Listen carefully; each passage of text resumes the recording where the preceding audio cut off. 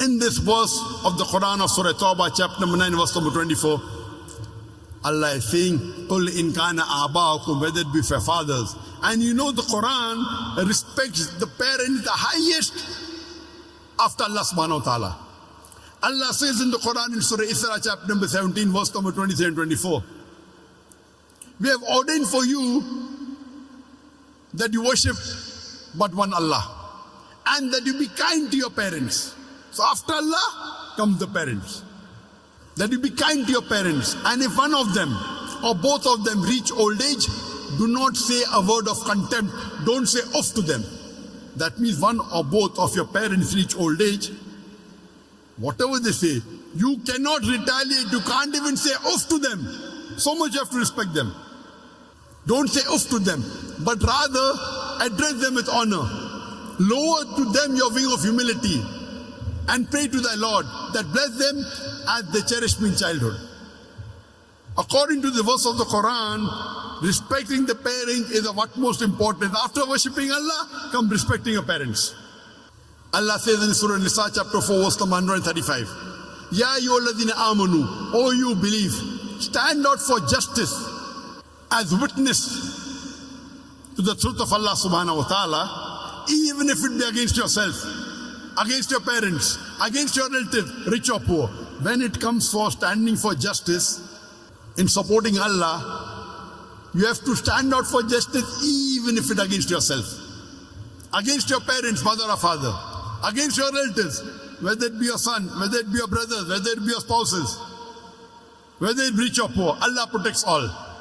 So here Allah is telling us that you love your parents, yes, but when it comes to justice, even if it goes against yourself, against your parents, against your relatives, you have to stand out for justice that's true to Allah subhanahu wa ta'ala. And Allah is repeating the same thing. "Qul in kana aba'ukum wa abna'ukum wa ikhwanukum wa azwajukum wa ashiratukum." Say whether it be for your fathers, or for your sons, or for your brothers, or for your spouses, wives and husbands, or for your relatives. And Allah continues, "Wa amwalun iktaraftumuha," and the wealth that they have amassed. Allah says in Surah Baqarah, chapter number 2, verse number 261, that the parable of those who spend their way in the way of Allah subhanahu wa ta'ala. The parable of those who spend in the way of Allah subhanahu wa ta'ala is like a grain of corn. And that corn becomes 7 years. Each year bearing 100 corns. That means that one grain becomes 700 grains. Allah says, if you spend in the way of Allah, Allah will give you 700 times profit.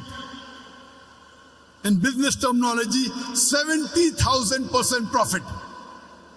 If you spend in the way of Allah subhanahu wa ta'ala, Allah promises you 70,000% profit, 700 times profit.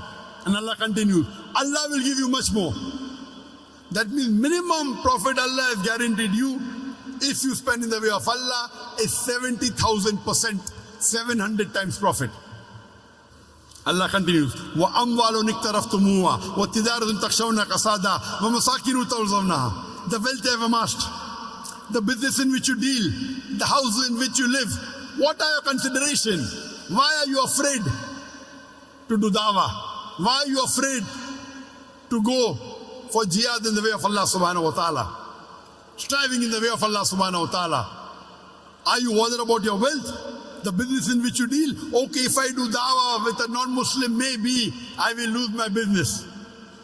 Maybe I'll have less customers. The wealth you have amassed, the business in which you deal, the house in which you live.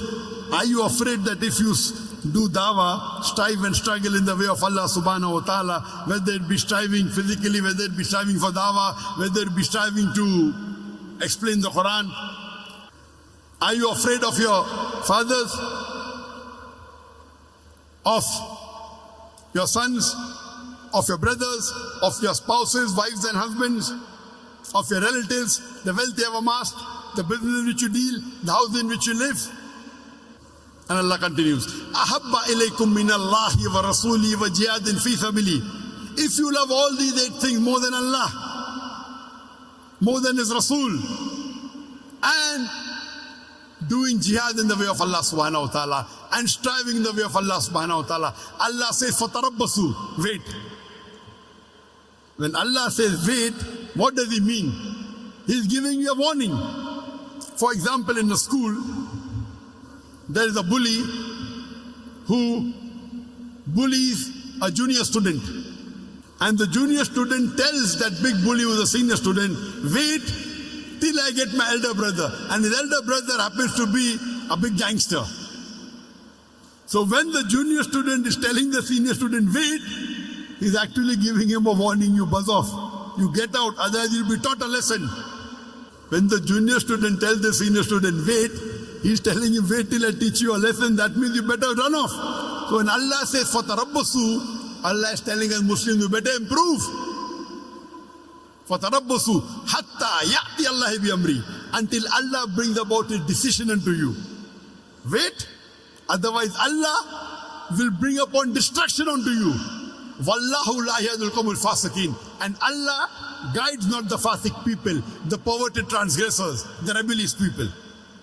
So Allah is giving a warning in verse number 24, Surah Tawbah, to all the Muslims that you should love Allah and His Messenger and doing jihad in the way of Allah subhanahu wa ta'ala more than anything else.